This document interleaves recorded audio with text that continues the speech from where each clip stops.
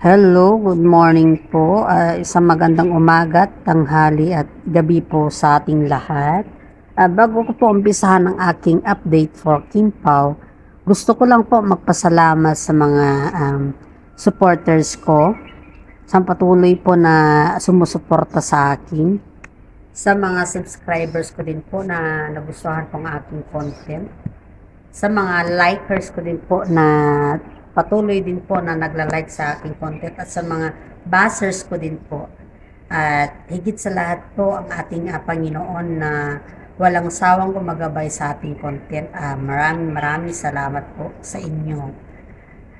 Okay, umpisahan na po natin ang update for Kim Pao for today.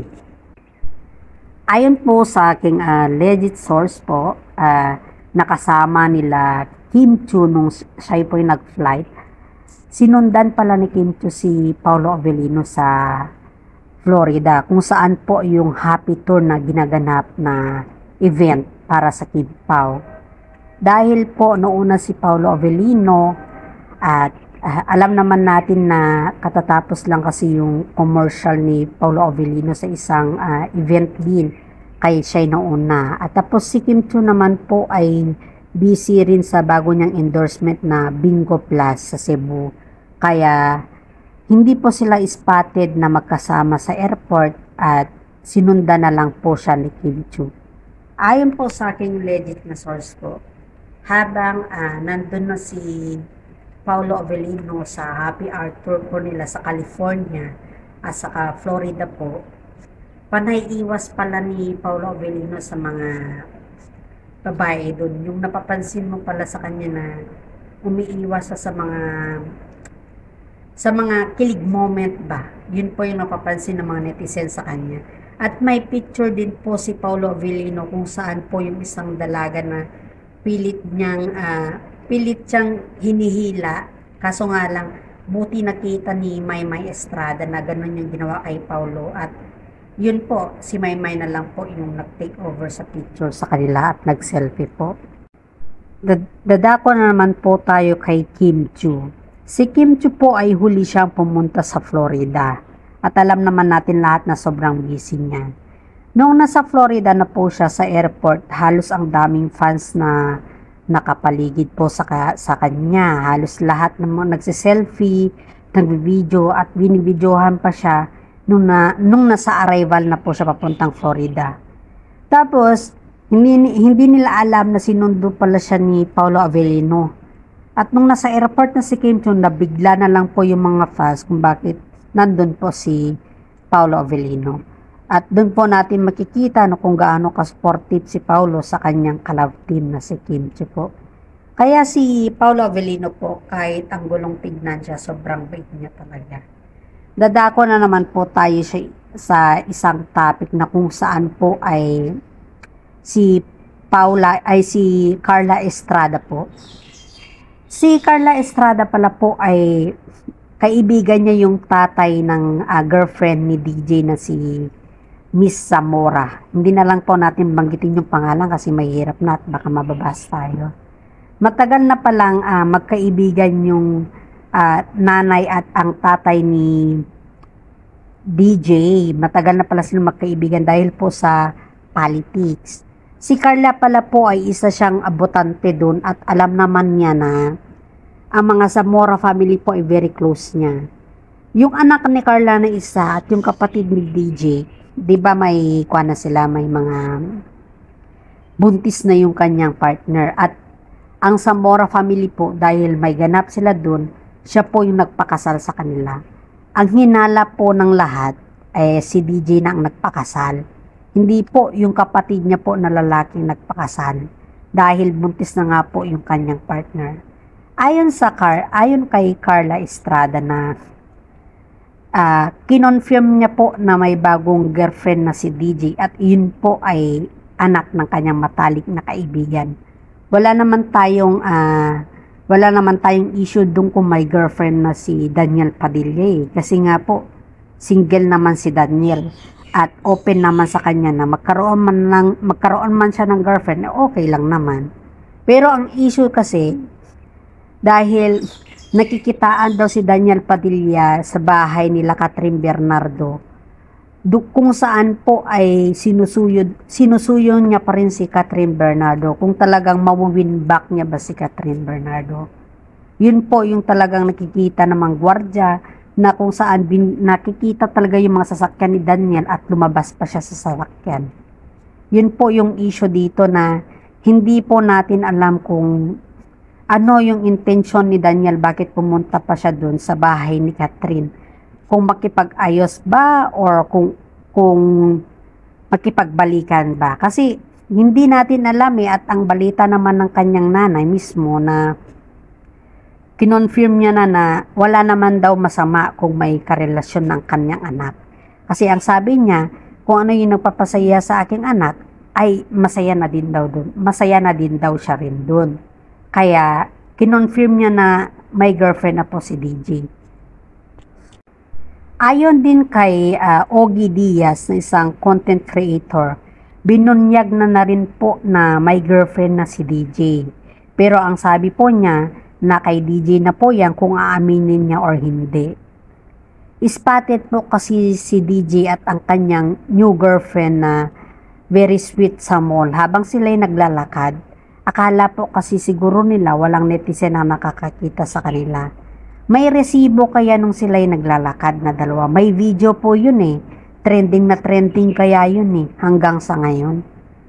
Si Daniel Padilla kasi po, pinipilit niyang wini-win back si Catherine pero hindi natin alam kung anong status niya sa ngayon. Kasi nga po, ang aksyon ni Daniel, malayong malayo na naman sa mga sinasabi niya. Ang sabi niya, gusto niya na makapag-move on. Kaso nga lang, yung action niya ang hirap, parang hindi mo mabasa. Ayon po sa legit na source namin, source ko, nung in-interview pala siya nung naglalakad sa mall at sabi sa kanya, ay wag kayong mag-camera, sabi niya. Interviewin nyo na lang ako na walang camera. Yun daw yung inutos ni Daniel Padilla sa kanya. Siyempre, ay gusto siyang interviewin at tinanggal yung camera. Pagtanggal sa camera, tinanong si Daniel Padilla kung kumusta daw ang kanyang puso. At ang sabi daw niya po, kailangan daw niya mag-move on at kung ano daw yung kanyang past ay kailangan daw niyang kalimutan.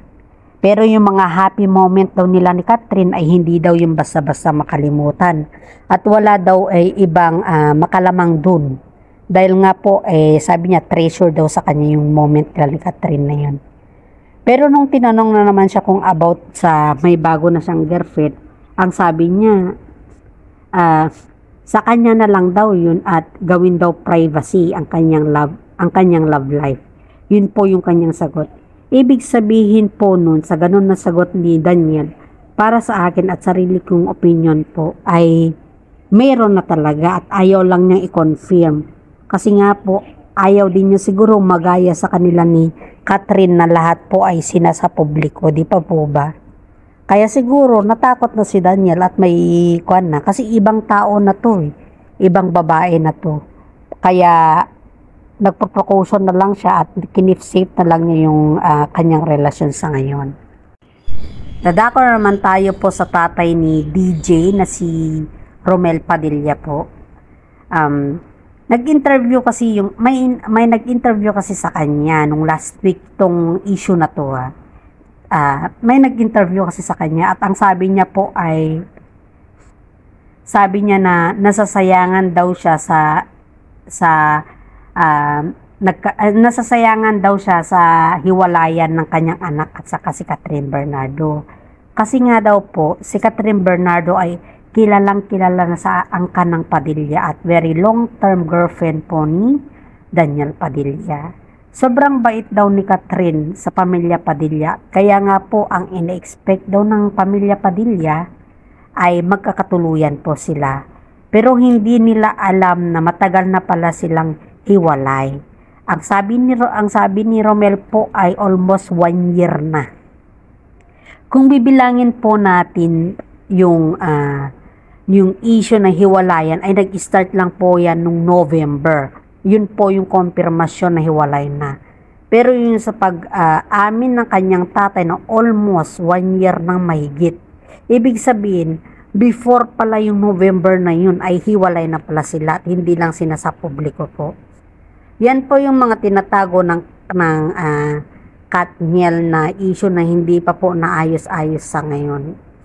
Ayon po sa aking legit source, ayaw kasi ni Daniel na sabihin sa publiko lahat kasi nga po, sabi daw ng kanyang direktor at sa mga sumusuporta sa kanila, kasi pag sinasabi daw yan sa publiko at may movie pa sila na gagawin, baka daw hindi daw papatok sa takilya.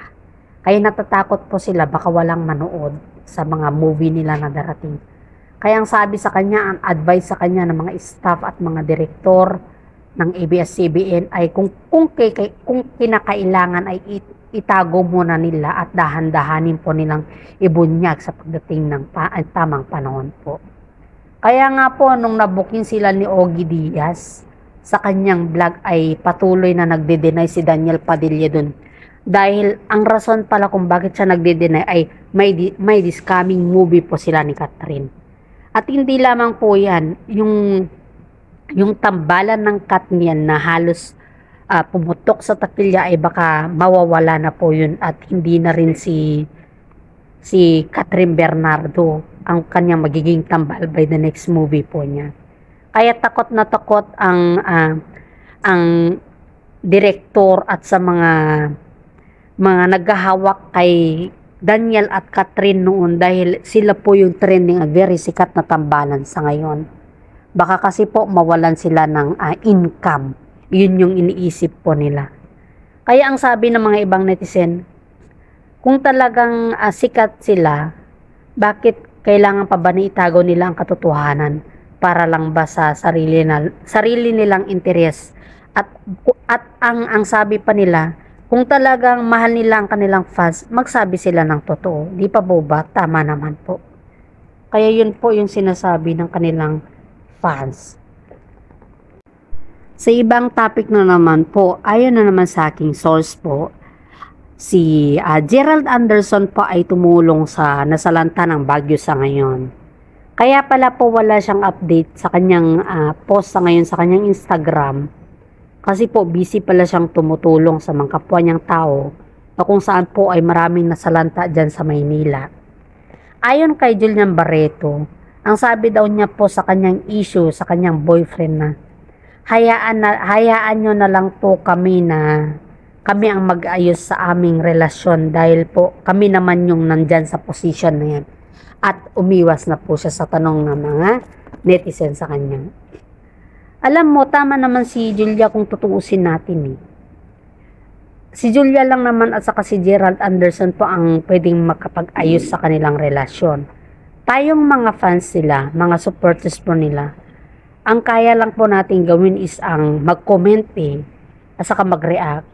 Pero yung sinabi ni Julia na sila dapat ang mag-ayos, tama yun para sa akin.